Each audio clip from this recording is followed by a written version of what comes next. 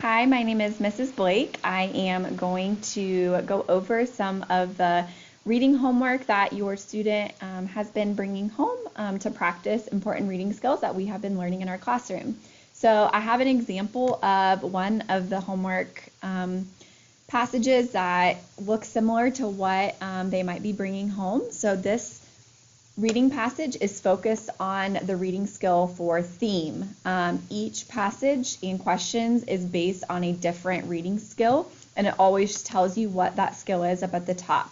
And then it gives you some information about what that reading skill is exactly. So you can see here the theme is a life lesson that readers can learn and apply to their own lives. And then it gives you an example of some possible themes. So that way you kind of know what you're focusing on as you're reading. So students know what that reading focus is, and then the questions are on the back and they are based on the specific reading skill. So you might see a reading skill like theme. Students might be working on main ideas, students might be working on context clues, they could be working on author's point of view. Any of those reading skills are skills that we have taught in class, so it is really just extra practice for them.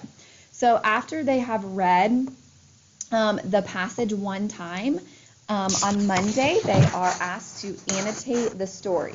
So basically they are using some of these symbols down here to annotate and kind of code the text to share their thinking and to really just check for their understanding. So this would be like Monday's assignment for homework. And then you'll see on the back side there are comprehension questions, and there is one question per day.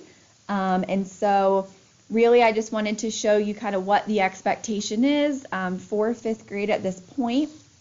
And so I gave you an example for Thursday, so a possible theme for the story. So really, again, what is that life lesson that students have learned after reading the book? So these should be incomplete sentences. So we said a possible theme for the story is sacrifice now brings rewards later. So again, complete sentence, starting with capital letter, ending with correct punctuation. Any word that is in either the question or the story should be spelled correctly. And then for the next day, it asks for their evidence to support this theme. So we have our sentence starter according to the text to show that their evidence came from the text, and then we went back and found that evidence that supported this theme that we had mentioned in the previous day.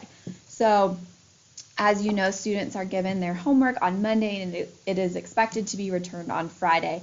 So this would be done prior to bringing it back to school on Friday.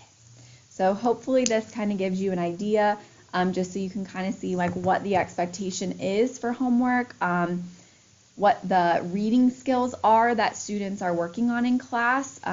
Like I said, this one was focused on theme, and also, you know, just being able to check with your student that he or she is understanding the reading skill and the text overall. So this is awesome for you to practice some of the types of questions and practice their writing as well and responding to the text with your child at home.